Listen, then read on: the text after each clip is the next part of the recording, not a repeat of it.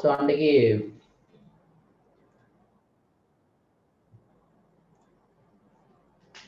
கடைசி கிளாஸ்ல எல்லாம் இப்ப நாங்க நியூட்டன் அந்த செகண்ட் லோ தேர்ட் லோ இந்த நியூட்டன்ஸ் லோவை நாங்க எங்க எங்க யூஸ் பண்ணுவோம் அப்படிங்கிறதுக்கு எல்லாம் பார்த்தோம்.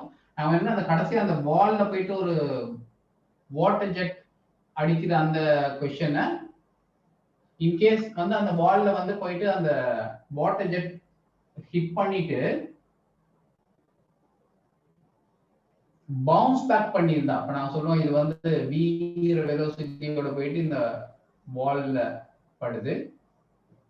ஸோ நாங்க அன்னைக்கு சொன்ன இது வந்து அந்த பால் வழி அப்படியே வடிஞ்சிருது அப்படின்னு சொல்லி, அப்படி இல்லாம இன்கேஸ் இது வந்து நாங்க சொல்லுவோம் இப்படி அதே வீங்கிற அல்லது வியை விட குறைவான ஒரு வெலோசிட்டியோட நாங்க சொல்லுவோம் பவுன்ஸ் பேக் பண்ணுது அப்படின்னு யூன்னு சொல்லுவோம்.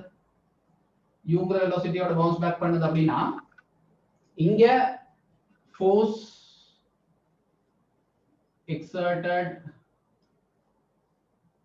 on the wall by the water எவ்வளோன்னு கேட்டா நாங்க அன்னைக்கு செய்த மாதிரியே தான் செய்வோம். ஸோ உண்மையா நாங்க கேட்கிற கேள்வி வந்து என்ன சொன்னா force exerted by the water on the வால்ங்கிறது கொஸ்டின். ஆனா நாங்க அன்னைக்கு என்ன செஞ்சோம்னு சொல்லி பாத்தீங்கன்னா வாலால வாட்டருக்கு அந்த போயிட்டு ஹிட் பண்ற அந்த வாட்டர் ஜெட்டுக்கு சரியா அந்த வாட்டர் ஜெட்டுக்கு என்ன பாலால ஃபோர்ஸ் கொடுக்கப்பட்டிருக்குமோ அதே ஃபோர்ஸ் தான் அதுக்கு ஈக்குவலும் ஆப்போசிட்டுமான ஃபோர்ஸ் ஒன்று தான் பாலுக்கு கொடுக்கப்பட்டிருக்கும் அப்படின்ட்டு சரியா.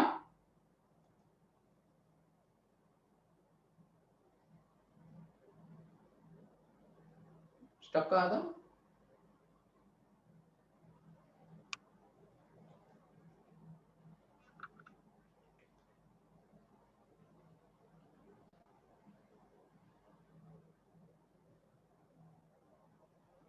எல்லாத்துக்கும் அப்படியே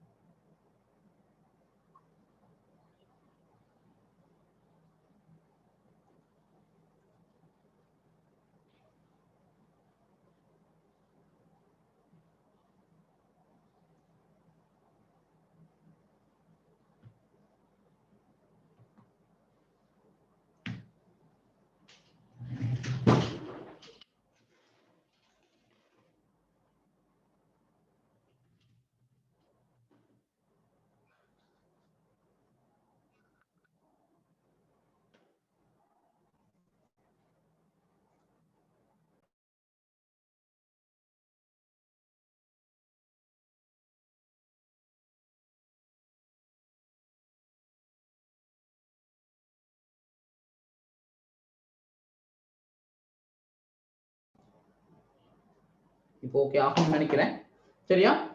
சோ என்ன செய்யணும்னு சொன்னா இது வந்து யூங்கிற ஒரு வெலோசிட்டியோட பவுன்ஸ் பேக் பண்ணுனா அந்த நேரம் அந்த பால்ல எக்ஸர்ட் பண்றது. சோ கான்செப்ட் வந்து சேம் தான் அன்னைக்கு மாதிரி தான் செய்ய போறோம். அப்ப அன்னைக்கு நாங்க என்ன பார்த்தோம் அப்படின்னா நாங்க இதை கண்டுபிடிக்கிறதுக்கு வேலை நாங்க ஏற்கனவே சொன்னோம் இப்ப இப்படி ஒரு ஒரு வாட்டர் ஜெட் ஒன்று போயிட்டு அந்த பாலை வீங்கிற வெலோசிட்டியோட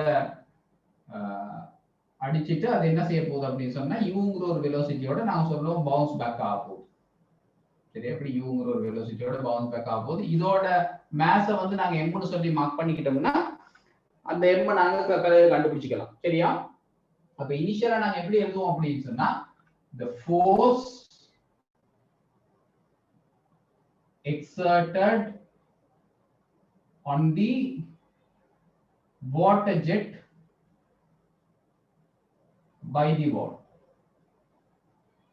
சோ அது எங்களுக்கு தெரியும். அது எப்படி இருக்கும்னு சொன்னா இப்ப இந்த வாட்டர் ஜெட் போயிட்டு அந்த பால் இந்த டைரக்ஷன்ல அடிக்குதுன்னா வாலால கொடுக்கப்பட்ட அந்த ஃபோர்ஸ் வந்து எப்படி இருக்க போகுதுன்னா இந்த மாதிரியான ஒரு டைரக்ஷன்ல இருக்கும். அதை நாங்க சொல்லுவோம் எஃப்ங்கிற ஒரு ஃபோர்ஸ் அப்படின்னு.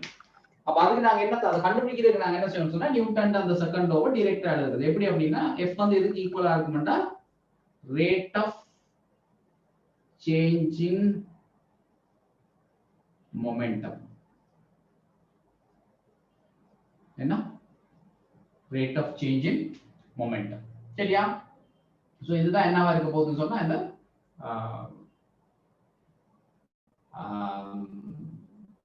ஃபோர்ஸ் எக்ஸர்டடா இருக்கும் போது நாங்க நியூட்டன் செகண்ட் லோல சொன்ன பேசிக்கான விஷயம். ஸோ இதை ஈக்குவல் பண்ணோம்னா ரேட் ஆஃப் சேஞ்ச் இன் மொமெண்டம்னா என்னது? சேஞ்ச் இன் மொமெண்டத்தை டைமால டிவைட் பண்ணணும். சேஞ்ச் இன் மொமெண்டத்தை டைமால டிவைட் பண்ணுவோம். ஸோ அன்னைக்கு நான் ஞாபகம் நாங்கள் என்ன செஞ்சோம் அப்படின்னா இந்த டைமை வந்து எப்படி கன்சிடர் பண்ணிக்குவோம் அப்படின்னா 1 செகண்ட் கன்சிடர் பண்ணிக்கிறது. டைம் 1 செகண்ட் கன்சிடர் பண்ணோம்னா consider the time as 1 second சொல்லி எடுத்துக்கிட்டோம்னா இந்த f வந்து எதுக்கு ஈக்குவல் ஆயிடும்? இது 1 செகண்டா மாறணும்னா டைரக்டா சேஞ்ச் இன் மொமெண்டம் எவ்வளவு நேரத்துல? 1 செகண்ட். சோ அப்ப அத தான் அன்னைக்கு எழுதணும். சோ அதே மாதிரி எழுதுனீங்கன்னு சொன்னா 1 செகண்ட்ல நடந்த சேஞ்ச் இன் மொமெண்டம் அப்படி சொல்லி பார்த்தோம்னா நான் சொல்ல 1 செகண்ட்ல வழியில வந்து இந்த வாட்டர் ஜெட்டோட மாஸ் தான் நாங்க m னு போட்டுருக்கோம் அப்படின்னு சொல்லி. அப்ப அப்படி பாத்தீங்கன்னா final momentum minus initial momentum.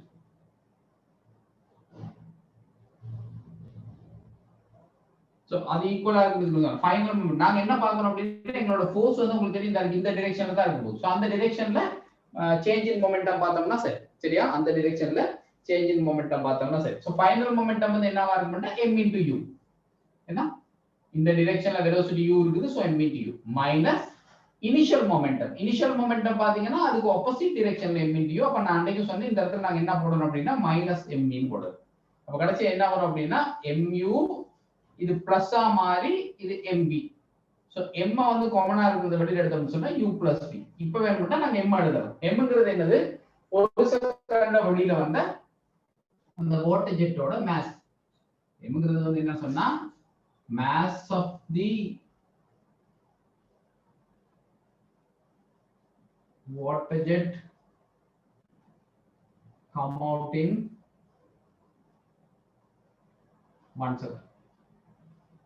அப்ப அது எப்படி எழுதலாம்? நாங்க அன்னைக்கு சொன்ன மாதிரி உங்களுக்கு தெரியும் இந்த வாட்டர் ஜெட்டோட ஸ்பீட் வந்து v அப்படி சொல்லி போட்டோம்னா 1 செகண்டுக்கு இது எவ்வளவு நீளமான அல்லது என்ன லென்த் உள்ள அந்த வாட்டர் ஜெட் வெளியில வந்திருக்கும்னா அது v மீட்டரா இருக்கும்.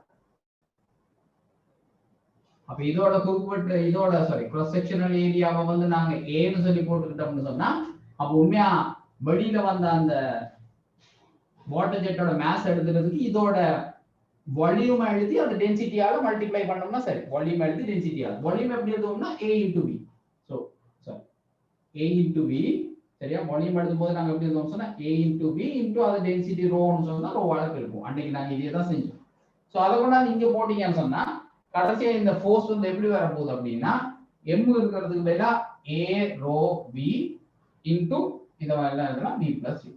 சரியா? இதை ஏன் நான் செய்யறேன் அப்படின்னா அன்னைக்கு நாங்க செய்தது வந்து ஒரு குறிப்பிட்ட கண்டிஷன் மாதிரி. அப்படின்னா என்னது? அந்த நீர்த்தாரை அந்த வாட்டர் ஜெட் போயிட்டு அடிச்சா பிறகு அது என்ன செய்யும் அப்படின்னா அந்த சுவரோட வலிஞ்சு போயிடும். அப்ப நாங்க ஃபைனல் வெலாசிட்டி வந்து 0 எடுத்துக்கோம். இப்ப அதே ஆன்சரை நாங்க இங்கே எடுக்கலாம். எப்ப அப்படின்னு சொன்னா நீங்க இந்த யூக்கு பதிலா நீங்க என்ன போட்டீங்கன்னா 0 போட்டீங்கன்னா u இருக்கிற இடத்துல 0 போட்டு பாருங்க.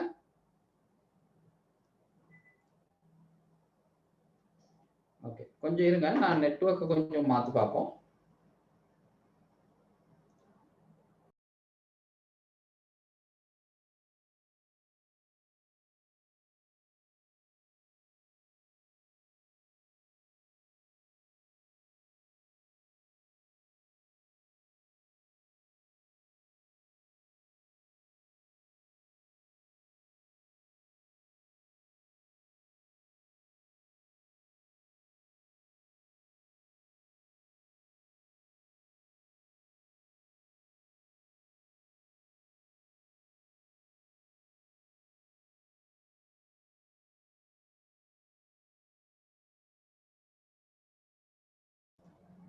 இப்போ போர்ட் கிளியரா இருக்கா?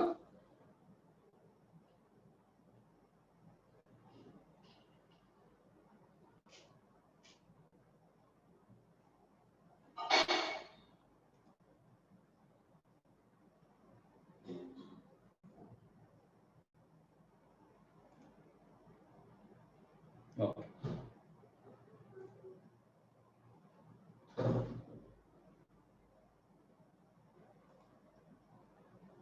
எனிவே நான் உங்களுக்கு வந்து இந்த குரூப்ல இப்ப நான் போர்ட்ல எழுதி இருக்கிற ஒரு போட்டோ ஒன்று போடுறேன். அப்ப நீங்க அதுல பாத்துக்கலாம்.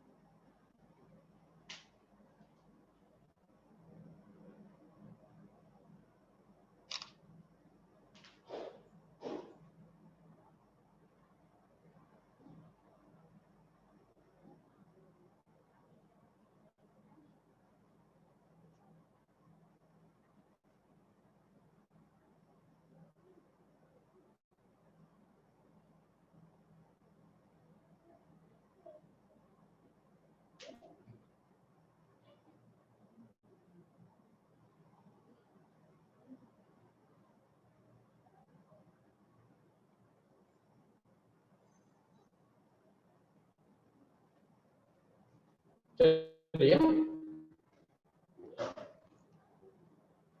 ஓகே. சோ அப்ப இது அந்த வெலோசிட்டி ஒன்னு இருந்தா எப்படி இருக்குங்கறத சொல்றதுக்காக நான் செய்யறது. சோ இது கிளியரா இருக்கும்னு நினைக்கிறேன்.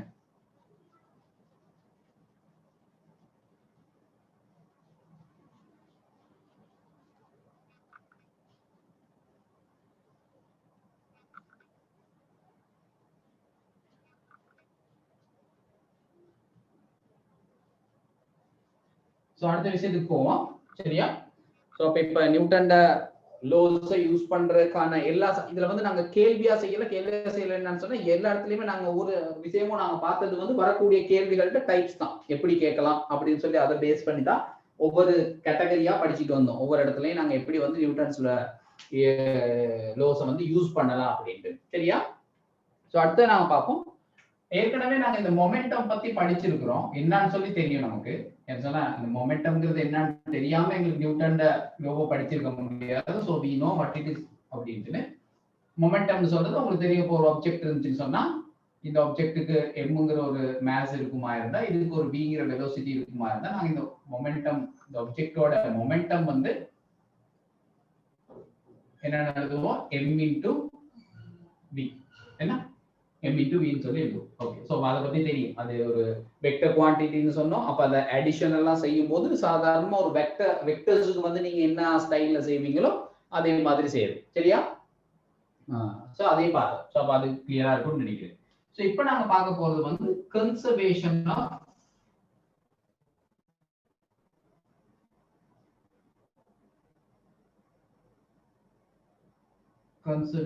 Of momentum. சரியா? கன்சர்வேஷன் என்னன்னு தெரியுதானே? கன்சர்வேஷன் சொன்னா லாஸ் ஆகாம இருக்கிறது அல்லது சேவ் பண்ணப்படுறது. சரியா?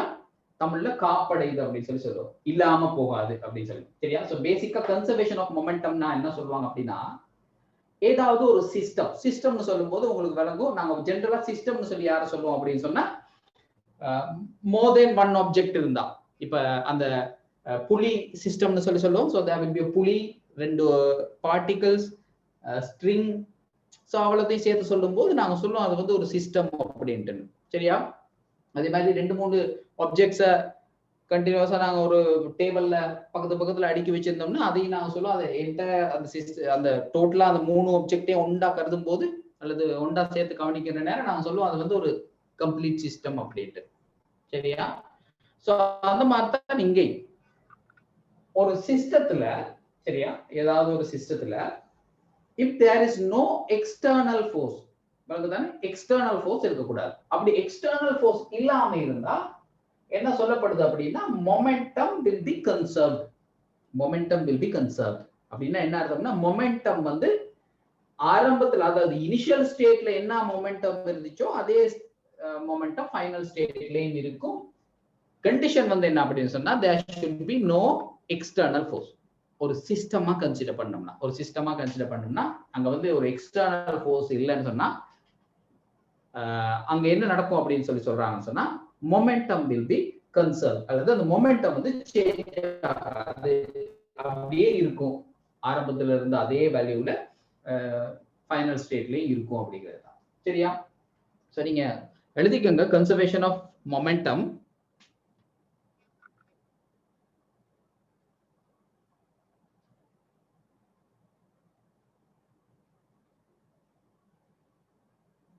The total linear momentum of a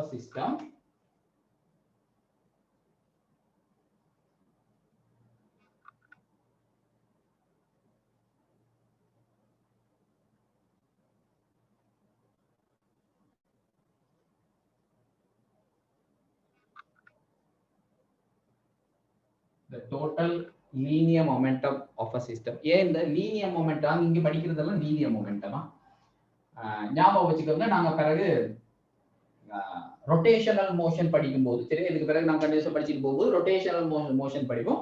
so rotational motion படிக்கும்போது அங்க உள்ள மொமெண்டத்துக்கு நாங்க பேர் சொல்லுவோம் ஆங்குலர் மொமெண்டம் அப்படின்ட்டு. சரியா? அங்க நிறைய விஷயங்களை படிக்கும்போது ஆங்குலர் மொமெண்டம். ஸோ அதனால இங்க வந்து நாங்க மோஷன் எல்லாமே ஒரு லீனியரா நடக்குது, ஒரு ஸ்ட்ரெயிட் லைன்ல நடக்கிறத தான் கன்சிடர் பண்றோம். சரியா? சோ அதனால இங்க பாக்குற மொமெண்டமும் நாங்க என்ன சொல்றோம் சொன்னா linear momentum. So the total linear momentum of a system of interacting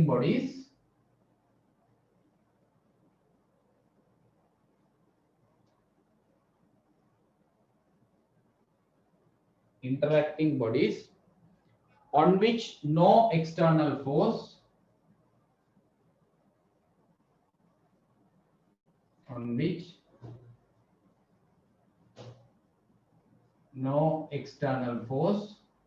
will remain same. அதான் விஷயம். சரியா? Forces are acting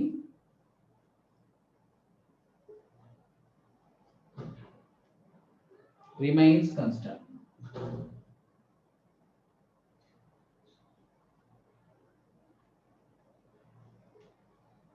சரி, இந்த வசனம் எப்படி இருக்குதோ உங்களுக்கு விஷயம் வழங்குச்சுன்னா சரி. என்ன மீனிங் அப்படின்னா ஒரு சிஸ்டத்துல வந்து எக்ஸ்டர்னல் ஃபோர்ஸ் இல்லாத நேரம், நோ எக்ஸ்டர்னல் ஃபோர்ஸ். சரியா? எக்ஸ்டர்னல் ஃபோர்ஸ் வந்து இல்லாத நேரம் அந்த சிஸ்டத்தோட டோட்டல் மொமெண்டம் அது வந்து லீனியர் மொமெண்டம். அந்த linear momentum will be constant. constant அப்படின்னா என்ன நடக்காது அப்படின்னா அதோட வேல்யூ வந்து சேஞ்ச் ஆகாது. கன்ஸ்டன்ட்னா மீனிங் அதானே, அதோட வேல்யூ வந்து சேஞ்ச் ஆகாது. so it will be continuously, it will be constant. கிளியரா? so அதுதான் conservation of momentum. so இத நோட் பண்ணிக்கங்க. so நாங்க இப்ப அடுத்து பாப்போம் இத வந்து எங்க அப்ளை பண்ணலாம் அப்படினு. so இப்ப இத எங்க அப்ளை பண்ணலாம் அப்படினா there should be a system. அதே நேரம் பாத்தீங்கன்னா அதோட ஸ்டேட்ல ஒரு சேஞ்ச் இருக்கணும். என்ன இல்லாட்டி there is no meaning. நாங்க வந்து இனிஷியல் ஸ்டேட், ஃபைனல் ஸ்டேட் அல்லது மொமெண்டம்ல சேஞ்ச் இல்ல அப்படி. ஒரு சிஸ்டம் இருக்குது, அந்த சிஸ்டத்துல எந்த விஷயமுமே சேஞ்ச் ஆகாட்டி மொமெண்டமும் சேஞ்ச் ஆகாதுங்கிறத நாங்க ஒரு ரூலா சொல்ல வேண்டிய அவசியம் இல்லை, ஒரு லோவா சொல்ல வேண்டிய அவசியம் இல்லை.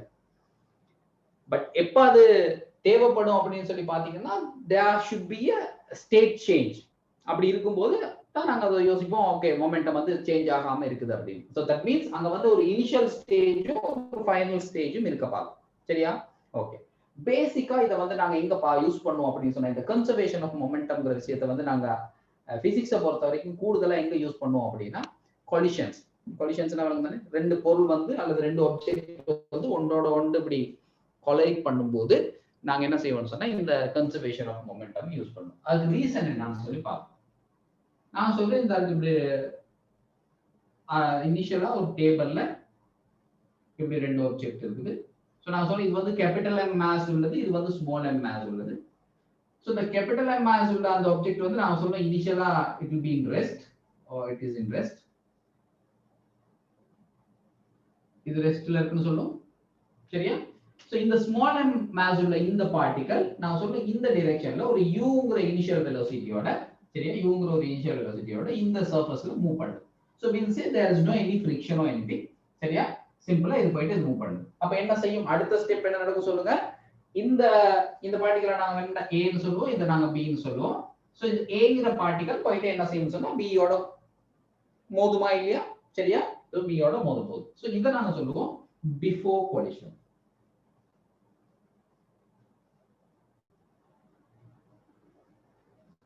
சரியா? அப்புறம் என்ன நடக்கும்? இந்த ஏங்கிற பார்ட்டிகல் போயிட்டு பிங்கிற பார்ட்டிகளோட கொலைட் ஆகின பிறகு, மோதின பிறகு, சோ அதுக்கு பிறகு என்ன நடக்கும்னு சொன்னா இந்த வெலோசிட்டிஸ் வந்து இதே மாதிரி இருக்கணுங்கிற அவசியம் இல்லை. சோ உங்களுக்கு தெரியும் என்ன அடுத்து என்ன நடக்க போகுது அப்படின்னா கட்டாயம் ஒரு விஷயம் நடக்க போகுது. கேபிட்டல் எம் ஓ அல்லது அந்த பி அப்படிங்கிற அந்த பார்ட்டிகல் இப்ப மூவ் பண்ண தொடங்கும். ஏன் மூவ் பண்ண தொடங்கும்னா இவர் போயிட்டு அவரை போயிட்டு ஹிட் பண்றதுனால. சரியா? அப்ப அந்த பிங்கிற பார்ட்டிகல் இப்ப மூவ் பண்ண தொடங்கும். சோ அப்ப அதுக்கு ஒரு வெலோசிட்டி இருக்கும். சரியா? இது ஸ்மால் எம், இது கேபிட்டல். சரியா? இப்ப நான் சொல்லுவோம் இது வந்து ஆஃப்டர் கொலிஷன்.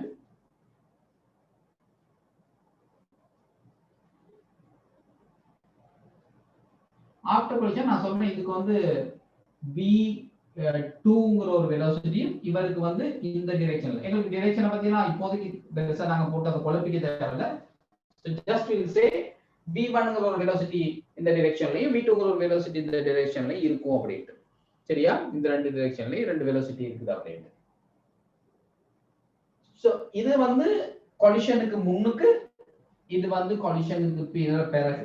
சோ அப்ப இங்க இன்னொரு ஸ்டேட் இருக்கும், அது என்னன்னு சொல்லி பாத்தீங்கன்னா கொலிஷன் நடக்கிற டைம்ல பாத்தீங்கன்னா இந்த ரெண்டு ஆப்ஜெக்டும் மோதுற டைம்ல, தமிழ்ல சொல்லுவோம் மோதுகைகள் அப்படின்ட்டு. சோ நான் சொல்றேன் இந்த இது கேபிட்டல்,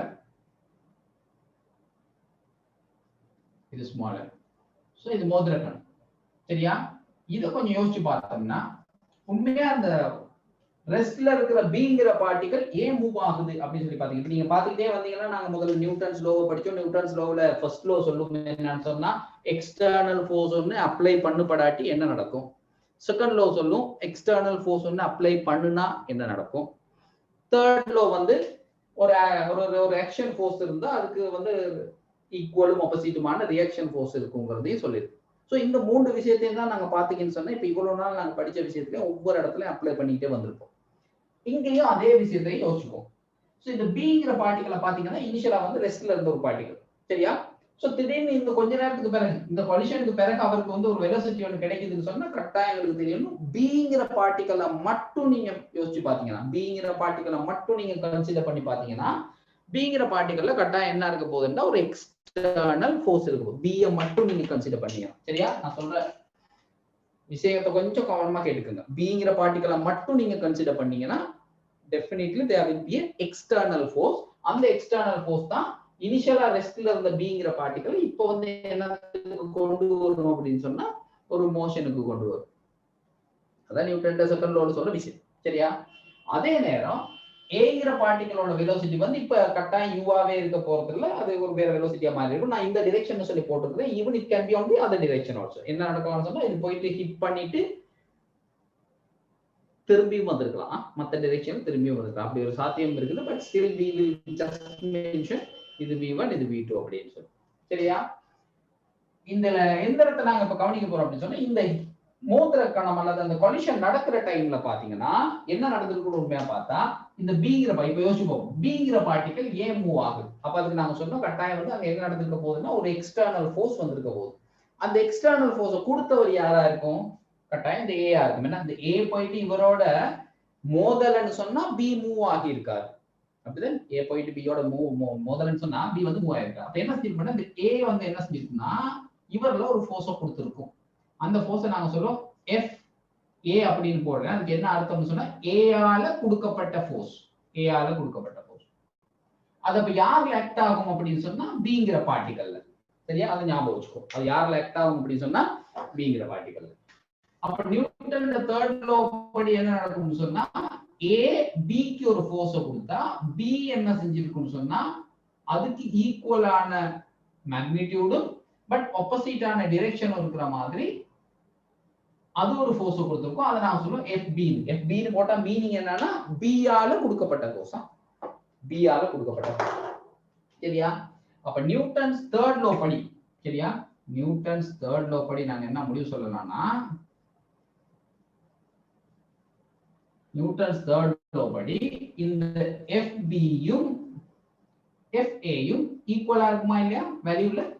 சரியா? FB யும் FA யும் வேல்யூல எப்படி இருக்க போகுது அப்படின்னு சொன்னா ஈக்குவலா இருக்கு. சரியா? அப்படின்னு சொன்னா if you consider this as a system, இப்ப நாங்க A Bங்கிற ரெண்டு பார்ட்டிகள் நான் சொல்ற விஷயத்தெல்லாம் கவனமா கவனிங்க. முதல்ல நான் சொன்னது வந்து B ய மட்டும் நாங்க கன்சிடர் பண்ணோம்னா இந்த FAங்கிற ஃபோர்ஸ் வந்து அது ஒரு எக்ஸ்டர்னல் ஃபோர்ஸ் தான். ஏன்னா Bங்கிற பார்ட்டிகளை மட்டும் நீங்க எடுத்து பாத்தீங்கன்னா அது ஒரு எக்ஸ்டர்னல் ஃபோர்ஸ் தான். சோ அதனால தான் ஆரம்பத்துல ரெஸ்ட்ல இருந்த B இப்ப மூவ் ஆகுதுன்னு சொன்னா அவருக்கு எக்ஸ்டர்னல் ஃபோர்ஸ் ஒன்று கிடைச்சிருக்கு. அந்த எக்ஸ்டர்னல் ஃபோர்ஸ் கொடுத்தவர் யாரு அப்படின்னா ஏங்கிற பார்ட்டிகல். இப்ப if you consider this as a system அப்படின்னா அது ரெண்டையும் சேர்த்து ஒரு ஆப்ஜெக்ட் மாதிரி அது அவ்வளோத்தையும் சேர்த்து ஒரு சிஸ்டம் மாதிரி கன்சிடர் பண்ணீங்கன்னா அப்ப இப்ப நாங்க A B சேர்த்து ஒன்றா தான் பார்க்க போறோம். சரியா? A B சேர்த்து ஒன்றா தான் பார்க்க போறோம். அப்படி பார்க்கும்போது இந்த FA யும் FB யும் எக்ஸ்டர்னல் ஃபோர்ஸா இல்லாட்டி இன்டர்னல் ஃபோர்ஸா இருக்குமா? கேக்குற கேள்வி வந்துச்சா? நாங்க இது ரெண்டையும் சேர்த்து ஒரு சிஸ்டமா கன்சிடர் பண்ணோம்னு சொன்னா A and B as a சிஸ்டமா கன்சிடர் பண்ணோம்னு சொன்னா அந்த FA FB ன்னு போட்டுருக்கிற அந்த ரெண்டு ஃபோர்ஸும் என்ன மாதிரியான ஃபோர்ஸா கேட்டகரைஸ் பண்ணப்படலாம்? இட் கேன் பி இது வந்து எக்ஸ்டர்னல் ஃபோர்ஸா இருக்குமா அல்லது இன்டர்னல் ஃபோர்ஸா இருக்குமா? ரெண்டையும் சேர்த்து கன்சிடர் பண்ணோம்னா.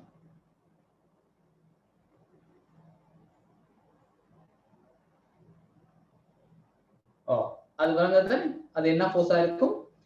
இன்டர்னல் ஃபோர்ஸா இருக்கும். சரியா? இன்டர்னல் ஃபோர்ஸா இருக்கும். ஏன் அது இன்டர்னல் ஃபோர்ஸ்னு சொல்றோம்னா இந்த ரெண்டு பேர்த்தையும் சேர்த்து நாங்க கவனிக்கும் போது சிஸ்டமா கன்சிடர் பண்ணும்போது ஏங்கிறவர் பிக்கு ஒரு ஃபோர்ஸ் கொடுத்துருக்காரு, பிங்கிறவர் ஏக்கு ஒரு ஃபோர்ஸ் கொடுத்துருக்காரு. அது ரெண்டு ஈக்குவலாவும் இருக்குது, டைரக்ஷன்ல ஆப்போசிட்டா இருக்கு. So if you consider the entire சிஸ்டம்னு சொல்லி பாத்தீங்கன்னா அங்க ரிசல்டன்ட் ஃபோர்ஸ்னு பார்த்தா ஒன்றும் இல்லை. அந்த இடத்துல பாத்தீங்கன்னா ரிசல்டன்ட் ஃபோர்ஸ்னு பாத்தீங்கன்னா அது வந்து ஒன்று பேலன்ஸ் பண்ணிடும். சரியா? அப்போ ஒன்றும் இருக்காது. அப்ப ஓவராலா சிஸ்டம்னு சொல்லி பாத்தீங்கன்னா ஏஎம்பிஎம் எடுத்து அங்க தேர் இஸ் நோ ஃபோர்ஸ். உண்மையா பார்த்தோம்னா அந்த நேரத்துல நாங்க என்ன சொல்லிக்குவோம் அப்படின்னா இந்த எஃப்ஏஎஃப்பி வந்து எப்படியாப்பட்ட ஃபோர்ஸஸ் இல்ல, இன்டர்னல் ஃபோர்ஸ். அவங்க ரெண்டு பேத்துக்குள்ளயுமே ஏபிங்கிறத நாங்க ஒரு சிஸ்டமா கருதும் போது அவங்க ரெண்டு பேத்துக்குள்ளயுமே இருக்கிற ஃபோர்ஸ். ஆனா ஏய மட்டும் செப்பரேட்டாவோ அல்லது பிய மட்டும் செப்பரேட்டாவோ கன்சிடர் பண்ணீங்கன்னா அந்த நேரத்துல சொல்ல முடியாது இந்த எஃப்ஏஎம் எஃபிஎம் வந்து என்னன்னு சொல்லி இன்டர்னல் ஃபோர்ஸ். அந்த நேரத்துல அது எக்ஸ்டர்னல் தான். நீங்க செப்பரேட்டா கன்சிடர் பண்ணீங்கன்னா ஏ செப்பரேட்டா பி செப்பரேட்டா கன்சிடர் பண்ணீங்கன்னா அது வந்து external force. But once you consider A B சேர்த்து ஒரு சிஸ்டமா கன்சிடர் பண்ணீங்கன்னா that will be an internal force. So அப்ப அத நான் சொல்ல என்ன சொன்னா when we consider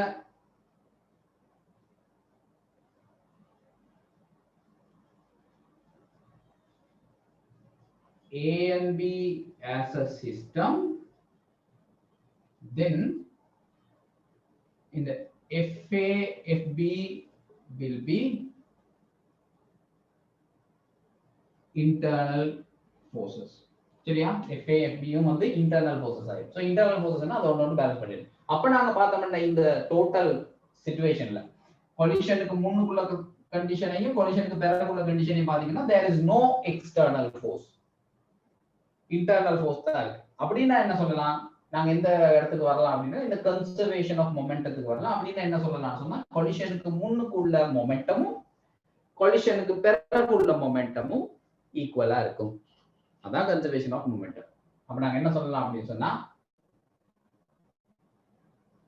நான் சொல்லலாம் இங்க அக்கார்டிங் டு த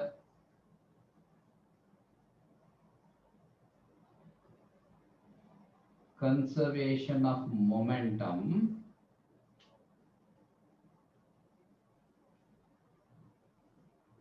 என்ன மீன் பண்ணலாம்? Initial momentum. இனிஷியல் மொமெண்டம் எவ்வளவு? அப்ப இந்த இடத்துல நாங்க என்ன எழுதலாம் அப்படின்னா இனிஷியல் மொமெண்டம்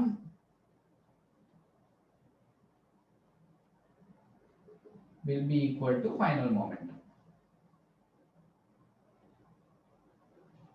இனிஷியல் மொமெண்டம் எவ்வளவு? b க்கு வந்து 0, அவர் ரெஸ்ட்ல இருந்தாரு. அப்ப a க்கு மட்டும் தான் எழுத போறோம் m into u, but we need to consider direction. பர்టిక్యులரா ஒரு டைரக்ஷனை தான் கன்சிடர் பண்ணணும். சோ நான் சொல்ல இந்த டைரக்ஷன்ல அதாவது ரைட் ஹேண்ட் சைடு டைரக்ஷன்ல இருக்கிறதெல்லாம் பாசிட்டிவ். சோ அதுக்கு அதுக்கு ஆப்போசிட்டா இருந்துச்சுன்னா நெகட்டிவ் எழுதுவோம். அப்ப என்ன எழுதுவோம்னா m into u will be equal to சிஸ்டத்துக்கு எழுதணும். சிஸ்டம்னு சொல்லும்போது நாங்க a ஐயும் கன்சிடர் பண்ணணும், b ஐயும் கன்சிடர் பண்ணணும். கொலிஷனுக்கு பிறகு பாத்தீங்கன்னா a ட மொமெண்டம் வந்து m into v1,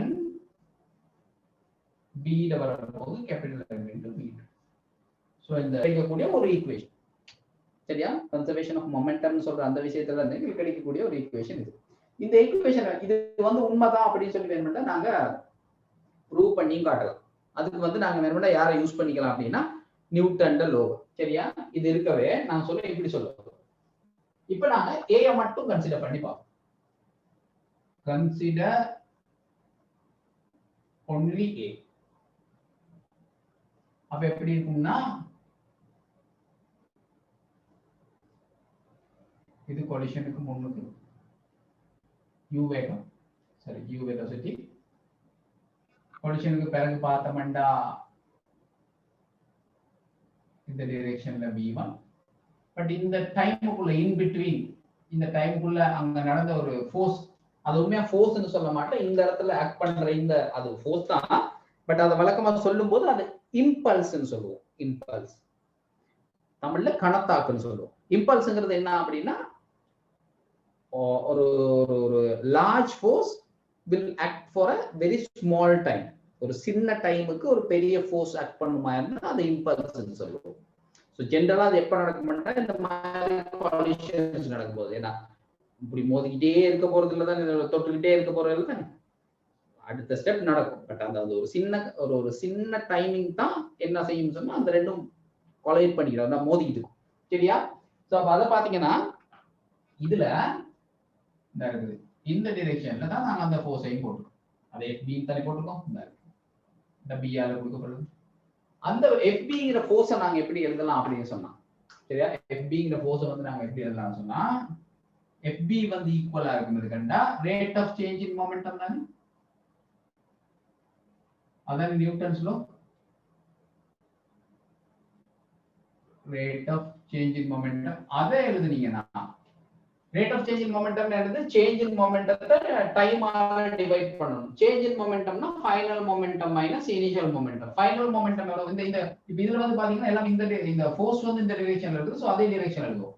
so final momentum பாத்தீங்கன்னா அது வந்து மைனஸ் என்ன, மைனஸ் m into v1. ஏன் மைனஸ் m into v1, நாங்க ஃபோர்ஸ் வந்து ஆட் பண்ணி இருக்குது லெஃப்ட் சைடுல, பட் அந்த டைம்ல நாங்க வெலோசிட்டியை போட்டுக்கிறோம் v1 ன்னு, மைனஸ் இந்த டிரெக்ஷன்ல initial momentum. So initial momentum வந்து அதுக்கு திருப்பி ஒரு மைனஸ் போடுவீங்க. ஏன் அதுக்கு மைனஸ் போடுறீங்க, நாங்க ஃபோர்ஸ் வந்து இந்த டிரெக்ஷன்ல, அதாவது லெஃப்ட் ஹேண்ட் சைடுல ஆக்ட் பண்ணதுன்னு சொல்லி அந்த டிரெக்ஷன்ல தான் சேஞ்ச் இன் மொமெண்டம் எழுதுறோம். சரியா? சோ அப்ப இத சிம்பிளிஃபை, இது கீழ இதுக்கு அடுத்த டைமால டிவைட் பண்ணணும். அந்த டைம் வந்து எந்த டைம் அப்படின்னா அந்த ரெண்டும் டச்ல இருந்திருக்குமே, அந்த ரெண்டு ஆப்ஜெக்ட்டும் டச்ல இருந்து அந்த சின்ன time, that will be a very small time. சரியா? அந்த டைமை போடும், அது நான் t ன்னு போடுறேன். சோ அப்ப FB will be எப்படி இருக்குன்னு சொன்னா minus MB1 plus MU by T. இதே வேலைய நாங்க வந்து யாரை மட்டும் கன்சிடர் பண்ணி எழுதலாம்னு சொன்னா B மட்டும் கன்சிடர் பண்ணி எழுதலாம். சரியா? இதே விஷயத்தை நாங்க இங்க சொல்லணும்னு சொன்னா கன்சிடர் B only அப்படின்னு சொல்லி, கன்சிடர் B only அப்படி நீங்க B ஐ டிரா பண்ணோம்னா இது கேபிட்டல் M. அப்போ வந்து B ல வந்து இந்த டிரெக்ஷன்ல அதே மாதிரியான ஒரு ஃபோர்ஸ் இந்த டிரெக்ஷன்ல இருக்கும், அதான் நாங்க FA போட்டுக்கிறோம். B ல சிச்சுவேஷன்ஸ் கவனிச்சீங்கன்னு சொன்னா பிஃபோர் கொலிஷன் வந்து எப்படி இருந்துச்சுன்னா ரெஸ்ட்ல இருந்துச்சு. ஆஃப்டர் கொலிஷன் பாத்தீங்கன்னு சொன்னா அவருக்கு V2 அப்படின்னு சொல்ற ஒரு வெலோசிட்டி கொடுத்திருக்கு. அப்ப இவருக்கும் அந்த ஃபோர்ஸ் FA வந்து எதுக்கு ஈக்குவலா இருக்கும்டா அங்க சொன்ன மாதிரியே rate of change in momentum. Rate of change in momentum. Rate of change in momentum என்னது, momentum change டைமால டிவைட் பண்ணணும். momentum changeங்கிறது என்னது, final velocity minus initial velocity. So இங்க வந்து இந்த force ஓட direction இப்படி இருக்கு, ரைட் ஹேண்ட் சைடு. அப்ப அந்த டிரெக்ஷன்ல தான் momentum change பண்ணுது. சோ அந்த டிரெக்ஷன்ல இருக்கிற final momentum வந்து m into v2 மைனஸ் அந்த டிரெக்ஷன்ல இருக்கிற initial momentum வந்து 0. initial momentum 0, ஏன்னா இனிஷியலா வந்து it will be at rest, it was at rest. So இங்க வந்து என்ன செய்யணும் சொன்னா இதுக்கும் அதே டைம் தான் எடுத்துக்கோ. இங்கே நாங்க ஒரு டைமால டிவைட் பண்ணும்போது அந்த டைம் எந்த டைம், அது ரெண்டும் டச்ல இருந்த டைம். சோ அந்த டைம் அதே t ஆ தான் இங்கே இருக்குது. சோ இங்க t. இப்போ என்ன சொல்லலாம், FBA எழுதிருக்கோம், FA எழுதிருக்கோம். ஆனா எனக்கு தெரிஞ்ச ஒரு நல்ல விஷயம் வந்து என்னன்னா அந்த FB யும் இந்த FA யும் ஈக்குவலா இருக்கு. நியூட்டன்ட தேர்ட் லா படி இந்த FB யும் அந்த FA யும் ஈக்குவலா இருக்கு. அத ரெண்டே ஈக்குவேட் பண்ணீங்கன்னா, சரியா, அத ரெண்டே ஈக்குவல் பண்ணீங்கன்னா இது வரும் mv2 over t ஈக்குவல் அது வரும் minus mv1 plus mu over t. so t ரெண்டு கேன்சல் ஆயிடும், t ரெண்டு கேன்சல் ஆனோனே mv2 இந்த மைனஸ் mv1 எங்க வந்தீங்கன்னா plus mv1 equal m into u. இதுதான் இந்த அடுத்து இங்க ஈக்குவேஷன். சரியா? mu சமன் m into v1 plus m into v2. So அந்த ஃபோர்ஸ் ரெண்டை ஈக்குவல் பண்ணனோனே எங்களுக்கு இது வந்துரும். அப்ப இது கடைசி என்ன சொல்லுது, இது வந்து ஆரம்ப உந்தம், இது இறுதி உந்தம். சோ உந்தம் ரெண்டும் ஆரம்பத்திலே இறுதியிலே சமனா இருக்கும். கிளியரா? தட் மீன்ஸ் அத வந்து நாங்க நிரூபி காட்டலாம். கன்சர்வேஷன் ஆஃப் மொமெண்டம்னு சொல்ற அந்த விஷயத்தை நாங்க வேணா ப்ரூவ் பண்ணியே காட்டலாம். ஆமா அது அப்படி இருக்கும் அப்படின்ட்டு. நான் படம் போட்டுறோம்.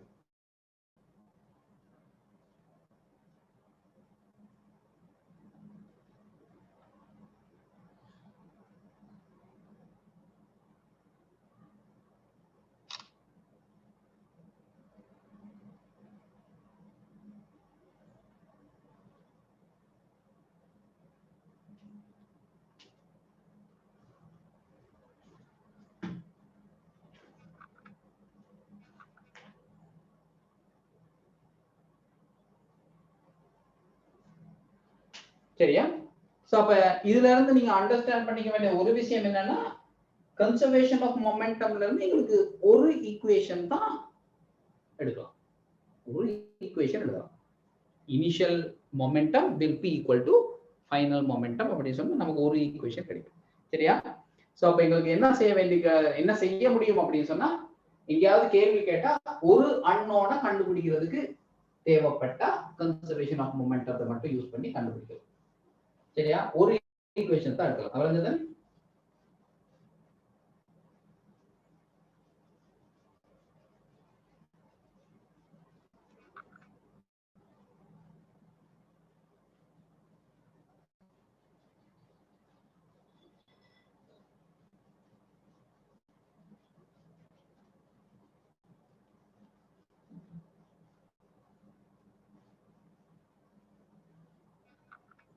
சரி, இப்போ பாப்பா இதை வந்து நாங்க எங்க அப்ளை பண்ணலாம், இது அப்ளை பண்ணி எப்படி ஒரு கேள்வி செய்யலாம் அப்படின்னு. அப்ப கேள்வி செய்யறதுக்கு நான் என்ன திருப்பி நான் சொல்ல வந்தேன் அப்படின்னா, ஒரு அன்னோனை தான் கண்டுபிடிக்கலாம். அப்ப நாங்க இப்ப கடைசியா செஞ்சதுல V1 V2 சொல்லி 2 அன்னோன் போட்டோம். அந்த 2 அன்னோனை வந்து ஜஸ்ட் சிம்பிளா கன்சர்வேஷன் ஆஃப் மொமெண்டத்தை மட்டும் யூஸ் பண்ணி கண்டுபிடிக்கலாது. அப்ப அதனால கேள்வி வழக்கமா எப்படி கொடுத்துக்கிறது அப்படின்னா, இது ஏங்கிற பார்ட்டிகல், இது நான் சொல்ல பிங்கிற பார்ட்டிகல்.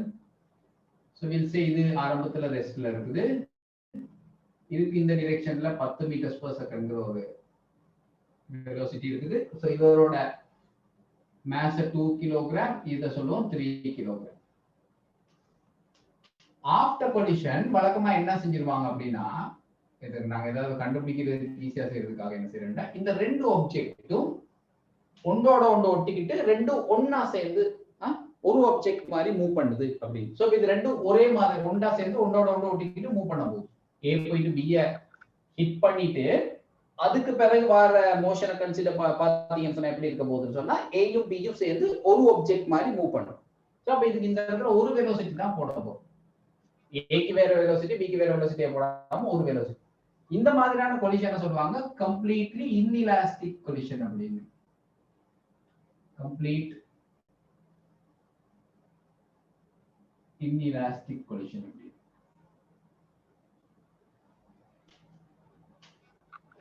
சரியா? 3 டைப்ஸ் இருக்குது collisionல. complete inelastic collision இருக்குது, elastic collision இருக்குது, elastic collision இருக்குது. சரியா? elastic collision சொன்னா நாங்க பாப்போம் ஒன்றையும். சரியா? இது வந்து நான் அதுக்கு பிறகு எனர்ஜி படிச்ச பிறகு நாங்க பார்க்கலாம் elastic collision என்னன்னு சொல்றோம் அப்படின்னு. சோ அப்ப இந்த சந்தர்ப்பத்துல இந்த சிச்சுவேஷனுக்கு நாங்க என்ன செய்யலாம் சொன்னா, ஜெனரலாவே கொலிஷன் அப்படின்னு சொல்லி வந்தா நாங்க மொமெண்டம், கன்சர்வேஷன் ஆஃப் மொமெண்டம் தான் யூஸ் பண்ணுவோம். சோ அப்ப யூசிங்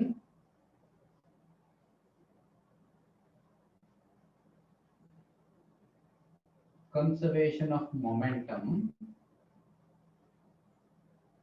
என்ன செய்வோம், இனிஷியல் மொமெண்டம் ஃபைனல் மொமெண்டத்துக்கு ஈக்குவலா இருக்கும்.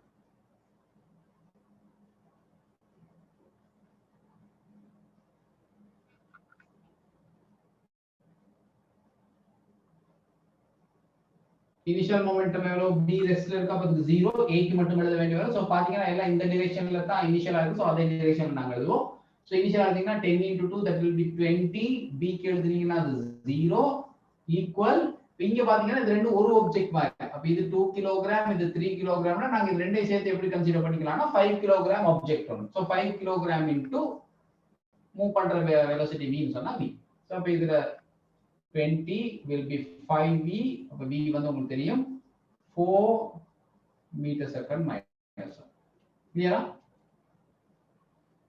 நம்ம முதல்ல சொன்ன விஷயம் என்னன்னா, ஒரு அன்னோனை தான் கண்டுபிடிக்கலாம். சோ ஒரு அன்னோனை கண்டுபிடிக்கிற மாதிரி தான் அந்த क्वेश्चனை கேட்கலாம். சரியா? அப்படி இல்லாட்டி மத்ததுக்கு வெலோசிட்டியை கொடுத்துட்டு கேட்கணும். அல்லது நாங்க என்ன கேட்கலாம் அப்படின்னா, உதாரணத்துக்கு நான் சொல்லுவேன், இது வந்து ஒரு அதே மாதிரி 2 கிலோகிராம். இவருக்கு 20 மீட்டர்ஸ் per செகண்ட்ங்கிற இனிஷியல் வெலோசிட்டி இருக்குது. ஸோ இன்னொரு பார்ட்டிகல் இருக்குது, அது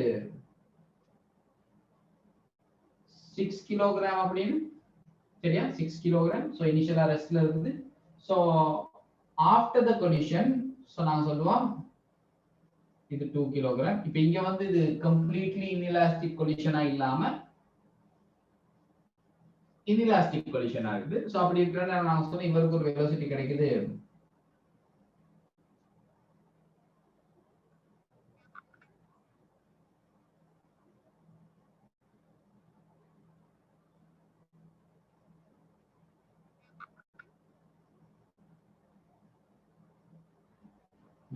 சும்மா போடணும் சரியா, ஒரு 2 meters per second அப்படின்ட்டு 2 meters per second.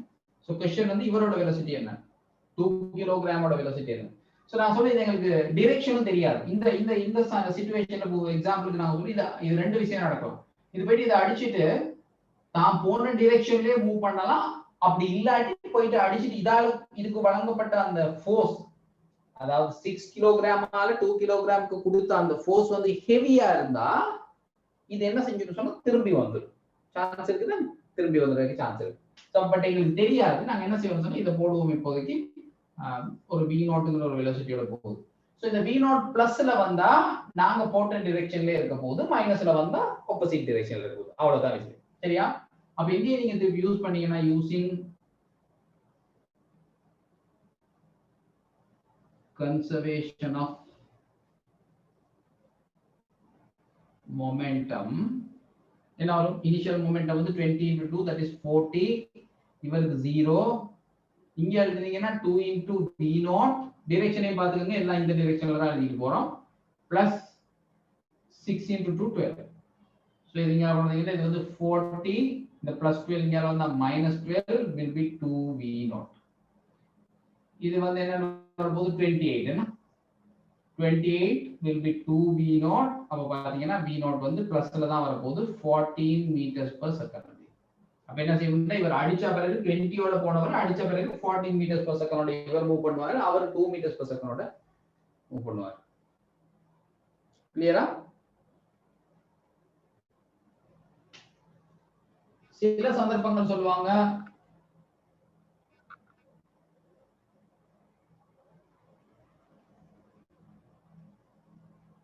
இது 2 கிலோகிராம், இது 4 கிலோகிராம் சொல்லுவோம். ஸோ இவர் வந்து இனிஷியலா ஒரு 10 meters per second ஓட வராரு சரியா. ஆஃப்டர் த கொலிஷன் நான் சொன்ன இந்த 2 கிலோகிராம் வந்து will become rest. அப்ப நாங்க கேட்கலாம் இந்த 4 கிலோகிராம் என்ன வெலோசிட்டியோட மூவ் பண்ணும்.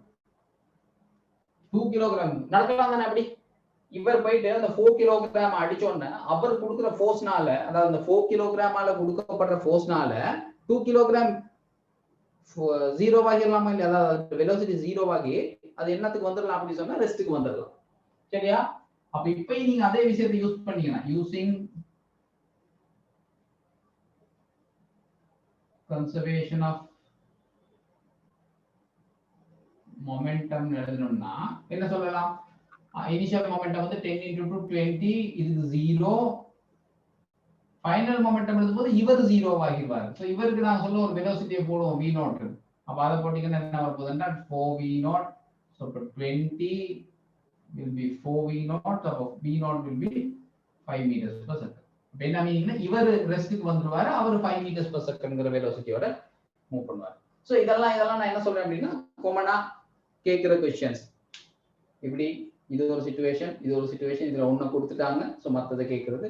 சோ அது இன்னொரு சிச்சுவேஷன், அப்படி வந்தா என்ன செய்யலாம் அப்படின்ட்டு சரியா. நான் இதுலயே ஒரு போட்டோ போட்டு விடுறேன்.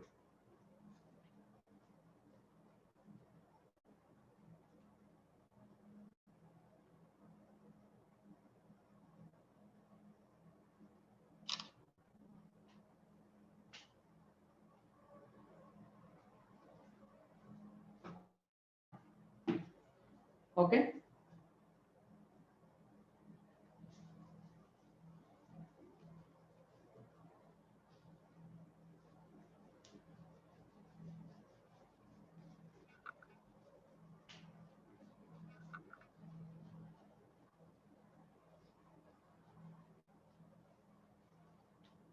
ஓகே, அடுத்த சந்தர்ப்பம் அல்லது அடுத்த சிச்சுவேஷன் ஒண்ணு எப்ப பாத்தீங்கன்னா இப்படி ஒரு கேள்வி கேட்பாங்க வழக்கமா.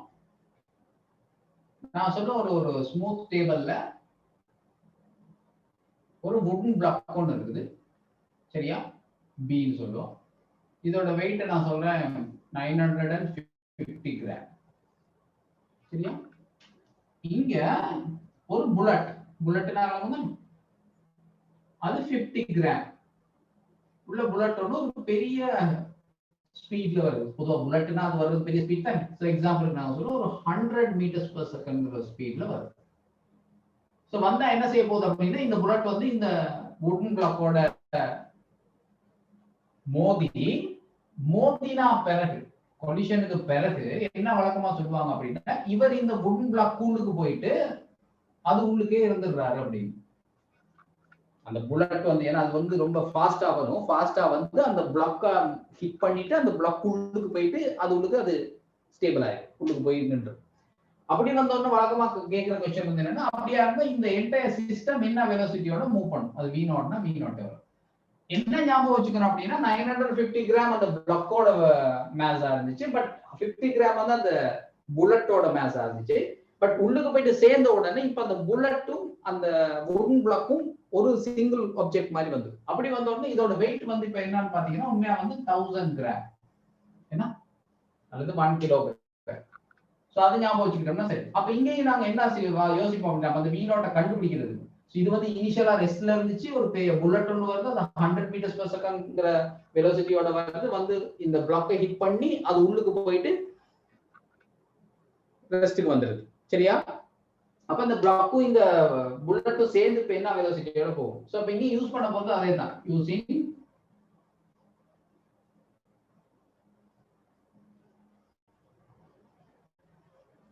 conservation of momentum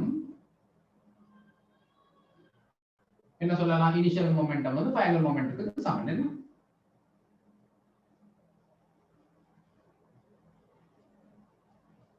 initial momentum will be equal to final momentum. Initial momentum எவ்வளவு இருக்க போகுது இவருக்கு ரெஸ்ட்ல தான் இருக்காரு. So 50 gram.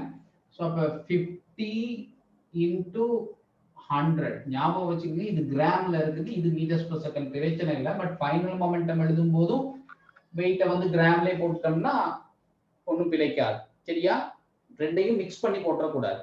விளங்குதா?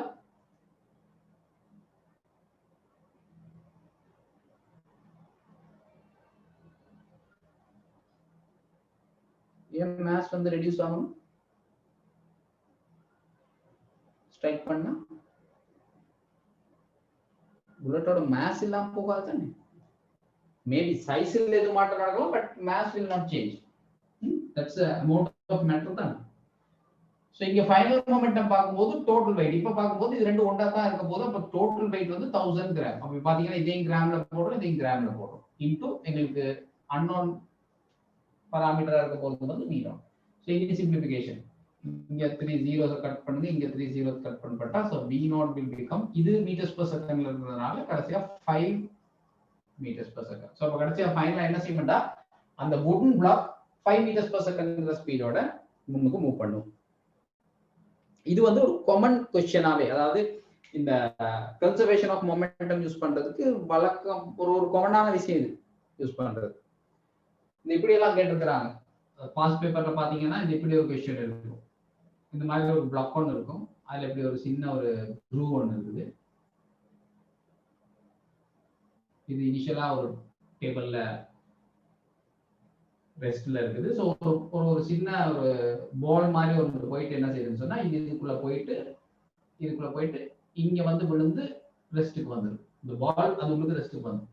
ஆனாலும் இது போயிட்டு இந்த இடத்துல ஹிட் பண்றதுனால பால் போயிட்டு இப்படி அடிச்சு தானே இப்படி கீழே வந்து விடும். அதனால என்ன நடக்கும் சொன்னா இந்த பிளாக்ல ஒரு ஃபோர்ஸ் ஒன்று எக்ஸர்ட் ஆக்கப்பட்டு இந்த பிளாக் மூவ் பண்ணணும்னால சோ அப்ப அங்கேயும் கேட்கிற கொஸ்டின் வந்து இந்த பிளாக்கோட வெலோசிட்டி என்னன்னு சொல்லி அப்ப அதுக்கு நாங்க என்ன யூஸ் பண்ண சொல்லுங்க. அப்ப எப்ப அந்த ரெண்டு பேருக்கு இடையில அந்த கொலிஷன் நடக்கும்னு இந்த பாயிண்ட்ல தான் இவர் இங்க இருந்து போயிட்டு இந்த பாயிண்ட்ல தான் அவரை போயிட்டு ஹிட் பண்ணுவார். ஹிட் பண்ணிட்டு அவரை ஹிட் பண்றதுனால அதுக்கு அங்கிட்டு போறதுக்கு வழி இல்லை. சோ அப்ப அவர் அதுக்கு ஆப்போசிட் டிரெக்ஷன்ல ஃபோர்ஸ் ஒன்று கொடுத்தோன்னு இவர் கீழே வந்து அவர் வந்து வராங்க. சரியா? சோ அப்ப இங்க என்ன கன்சர்வ் ஆகி இருக்கும்னு சொன்னா மொமெண்டம் கன்சர்வ் ஆகி இருக்கும். ஏன்னா எக்ஸ்டர்னல் ஃபோர்ஸ் இல்ல அது அவங்க ரெண்டு பேத்துக்கும் இந்த குண்டுக்கும் இவருக்கும் இடைக்குள்ளேயே இருக்கிற அந்த புல்லட்டுக்கும் அந்த குண்ட் பிளாக்குக்கும் இடைக்குள்ளேயே இருக்கிற ஃபோர்ஸ் தான். சோ இன்டர்னல் ஃபோர்ஸ் அது. சரியா?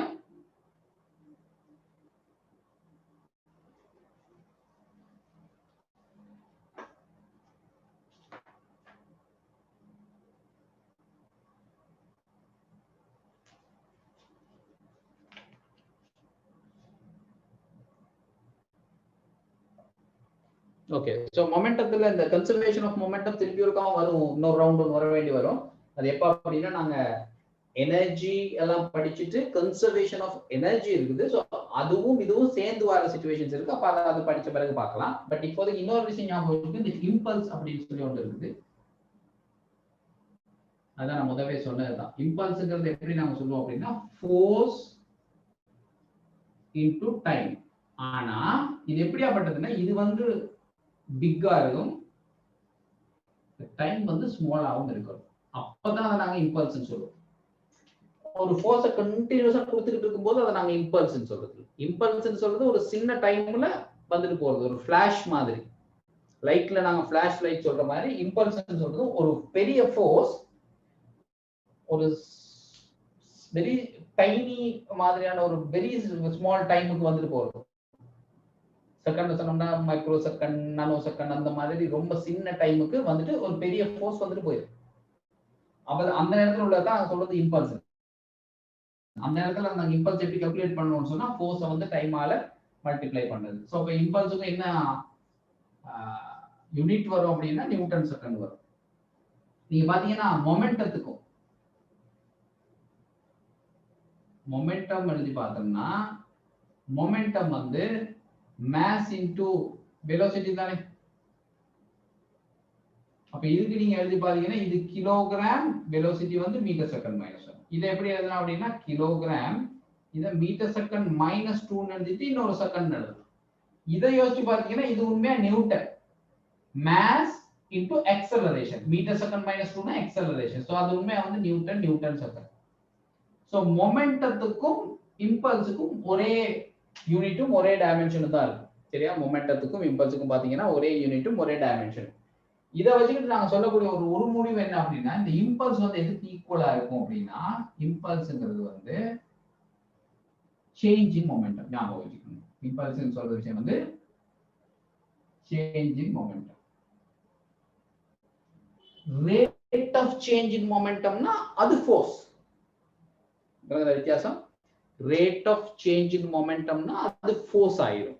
பட் இது ரேட் ஆஃப் சேஞ்ச் இன் மொமெண்டம்ல simply change in momentum. We will not divide by the time. இந்த இடத்துல நாங்க டைமால டிவைட் பண்ணா அது ஃபோர்ஸ் ஆ மாறிடும். அப்ப rate of change in momentum வந்து இங்க நாங்க டைமால டிவைட் பண்ண மாட்டோம். So just change in momentum. சரியா? சேஞ்ச் இன் மொமெண்டம் என்னத்தை கொடுக்கும் அப்படின்னு சொன்னா இது இம்பல்ஸ் கொடுக்கும்.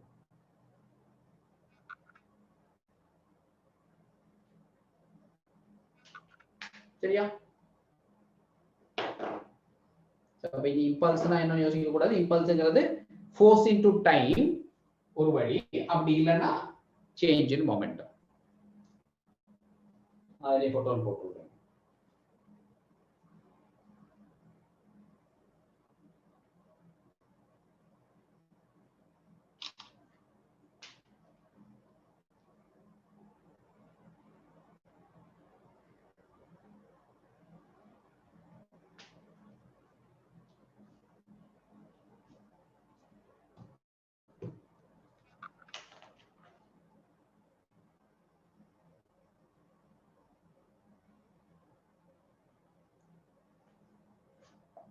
சரியா? அடுத்து ஞாபகம் வச்சுக்க வேண்டிய விஷயம் வந்து என்னன்னா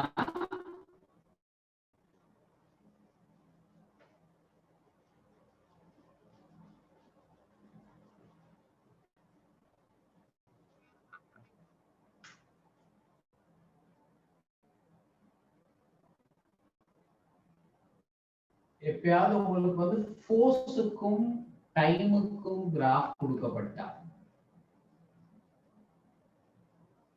டைம் நான் சொல்லுவேன் செகண்ட்ல நியூட்டன்ல இருக்கு. இங்க எப்படி ஒரு கிராஃப் ஒன்று இருந்தா அதாவது ஃபோர்ஸ் ஒரு ஆப்ஜெக்ட்ல அப்ளை பண்ணப்படுற ஃபோர்ஸ் எப்படி டைமோட சேஞ்ச் ஆகுது அப்படின்னு சொல்லி கிராஃப் ஒன்று தந்தா ஸோ ரெண்டு ஒரு டைமை நாங்க இதுல கன்சிடர் பண்ணுவோம். நான் சொல்ல இந்த இடத்துல டைம் வந்து t1, இந்த இடத்துல டைம் வந்து t2 அப்படின்னா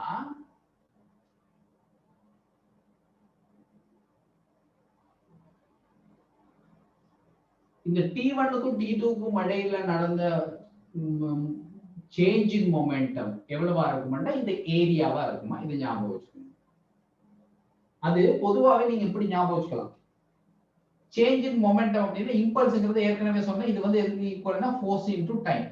will be equal to change in momentum.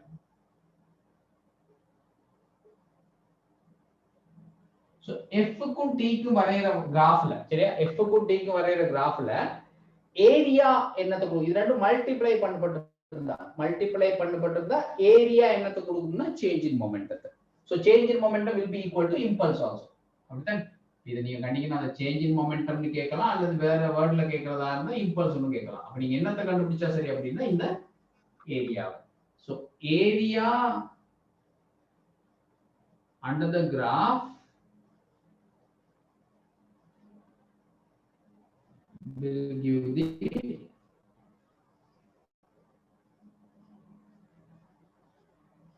change in momentum or impulse. இது ஒரு முறை எக்ஸாம் பேப்பர்ல எப்படி கேட்டிருந்தாங்க அப்படின்னா ஒரு கிராஃப் கொடுத்துட்டு இப்படி force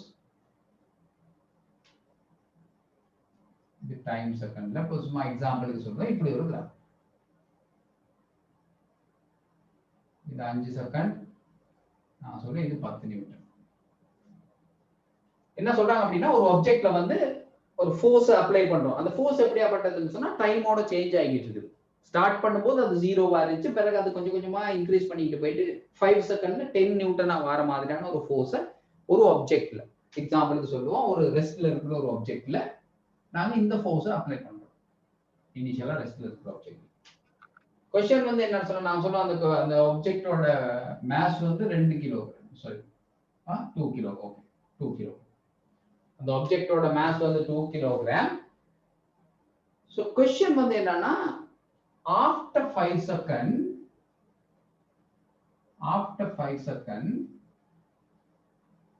what is the velocity of the object velocity of the object இது ஒரு MCQ கேள்வியா இருந்துச்சு சரியா ஒரு MCQ क्वेश्चन இருந்துச்சு சோ இது இப்படி ஒரு டயகிராத்தை கொடுத்துட்டு அதுல வந்து ஃபோர்ஸ் எப்படி டைமோட சேஞ்ச் ஆகுதுன்னு சொல்லி படத்தை கொடுத்துட்டு क्वेश्चन வந்து என்னன்னா after 5 second what is the velocity of the object இப்போ இதுக்கு நீங்க நினைக்கிறீங்களா நியூட்டன்ஸ் லோவை யூஸ் பண்ணி இத கண்டுபிடிக்கலாம்னு நியூட்டன் லோவை யூஸ் பண்றேன்னா F is equal to ma ன்னு சொல்லி யூஸ் பண்ணனும்னு சொன்னா F வந்து ஒரு கான்ஸ்டன்டா இருக்கணும் அப்ப A ஐ கண்டுபிடிக்கலாம் A ஐ கண்டுபிடிச்சிட்டு 5 செகண்ட் டைம்ஸ்ல அதுக்கு வெலாசிட்டி எவ்வளவு இன்கிரீஸ் ஆகும் பார்த்திருக்கலாம் இங்க அந்த வேலை செய்ய முடியாது ஏன் அப்படினா இந்த ஃபோர்ஸ் வந்து எப்படியாப்பட்ட ஃபோர்ஸ்னு சொன்னா டைமோட சேஞ்ச் ஆகிட்டே இருக்கு இனிஷியலா 0வா இருந்த ஃபோர்ஸ் 5 செகண்ட்ல 10 நியூட்டனுக்கு மாதிரியான ஒரு வேல்யூக்கு வந்திருக்குது but step by step increase ஆகி வந்திருக்கு சோ இப்போ வந்து நாங்க நியூட்டன்ஸ் லோவை யூஸ் பண்ணி எக்ஸலரேஷனை கண்டுபிடிச்சு அந்த எக்ஸலரேஷனை யூஸ் பண்ணி 5 செகண்ட்ல என்ன வெலாசிட்டி வரும்னு சொல்லி கண்டுபிடிக்க முடியாது சோ இங்க ஈஸியான வழி என்ன அப்படின்னா இங்க தான் இந்த விஷயத்தை யூஸ் பண்ணிக்கிறேன் என்ன அப்படின்னா அப்ப இந்த கிராஃபுக்கு கீழே இருக்கிற இந்த ஏரியா நமக்கு என்னத்தை கொடுக்கும்னா சேஞ்ச் இன் மொமெண்டம் கிராஃபுக்கு கீழே இருக்கிற ஏரியா சேஞ்ச் இன் மொமெண்டத்தை கொடுக்கும் சோ இது வந்து ஜஸ்ட் a triangle சோ அந்த triangle கண்டுபிடிக்கணும் அந்த ஏரியா under the graph எவ்வளவா இருக்கும் half into base வந்து 5 perpendicular height வந்து 10 சரியா சிம்பிளிஃபை பண்ணீங்கன்னா இது வரும்போது 25 என்ன இது வரும்னு சொன்னா இந்த 5 வந்து செகண்ட்ல இருக்கும் 10 வந்து நியூட்டன்ல இருக்கும் இவ்வளவு நியூட்டன் செகண்ட் வரும் எங்களுக்கு தெரியும் இந்த 25 நியூட்டன் செகண்ட்ங்கிறது வந்து என்னன்னு சொன்னா change in momentum change in momentum change in momentum வந்து இப்ப 25 நியூட்டன் செகண்டா இருக்கும் பட் அது எதுக்கு ஈக்குவல் சொல்லுங்க change in momentum சொல்றது final momentum minus initial momentum அது ஈக்குவலா இருக்கும் 25 final momentumங்கிறது என்னது எங்களுக்கு ஃபைனல் வெலாசிட்டி தான் என்னன்னு தெரியாது அந்த 5 செகண்டுக்கு பிறகு இந்த பாயிண்ட்ல என்ன வெலாசிட்டி இருக்கும்னு தெரியாது அந்த வெலாசிட்டியை v போடுவோம் பட் அந்த இடத்துல இருக்கிற மாஸ் வந்து அந்த ஆப்ஜெக்ட்டோட மாஸ் வந்து 2 ன்னு சொன்னா அப்ப 2v 2 into v சரியா மைனஸ் இனிஷியல் மொமெண்டம் வந்து 0 ஏன்னா நாங்க சொல்லி இருக்கோம் அந்த ஆப்ஜெக்ட் வந்து இனிஷியலா வந்து ரெஸ்ட்ல இருந்துச்சு அப்படி சோ இனிஷியல் மொமெண்டம் வந்து 0 so will be equal to 25 ஆ இருக்கும் அப்ப என்ன அர்த்தம் 2v will be equal to 25 அப்ப கடைசியா v வந்து 12.5 meters per second 12.5 meters per second. So இந்த விஷயம் யோசிச்சு பாருங்க, நாங்க நார்மலா செய்யற மாதிரியான செஞ்சுட்டு இருக்க முடியாது. இந்த இடத்துல நமக்கு தெரிஞ்சிருக்கலாம் வேண்டிய விஷயம் என்னன்னு என்ன அண்டர்ஸ்டாண்ட் பண்ணி வச்சிருக்கோம்னா, ஏரியா அண்டர் கிராஃப் என்னத்தை கொடுக்கும், மெத்தட்ல போயிட்டு அந்த டைம்ல என்ன வெலோசிட்டி இருக்குன்னு கண்டுபிடிக்கலாம். கிளியரா?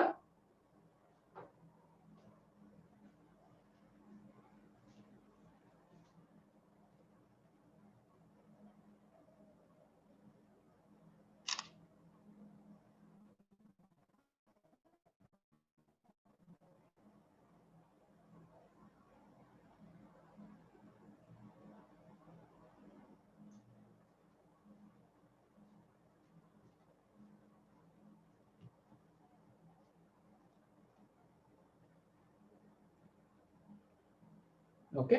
ஸோ அனிமா இவ்வளவு தான் கன்சர்வேஷன் ஆஃப் மொமெண்டத்துக்குள்ளேயும் இம்பல்ஸ் இந்த மாதிரியான விஷயங்கள் சொல்ல வேண்டி இருக்குது. ஸோ இதுக்கு பிறகு நாங்க வந்து அடுத்த ஸ்டெப்பா வந்து நாங்க என்ன பார்க்கணும்னு சொன்னா ஒர்க் பவர் அந்த இதுகளை படிக்கணும். ஸோ அது திருப்பி இருக்க இந்த கன்சர்வேஷன் ஆஃப் மொமெண்டம் இன்னொரு இடத்துல வரும். இப்போ நாங்க வந்து எனர்ஜியை படிச்சுட்டு கன்சர்வேஷன் ஆஃப் எனர்ஜி படிச்ச பிறகு கன்சர்வேஷன் ஆஃப் எனர்ஜியையும் கன்சர்வேஷன் ஆஃப் மொமெண்டத்தையும் ரெண்டு விஷயத்தையும் யூஸ் பண்ணி செய்யற கொஸ்டின்ஸ் வரும். ஸோ அதை அங்கே நான் படிப்போம். ஸோ அப்போ நான் இன்னைக்கு இங்கே முடிக்கிறேன்.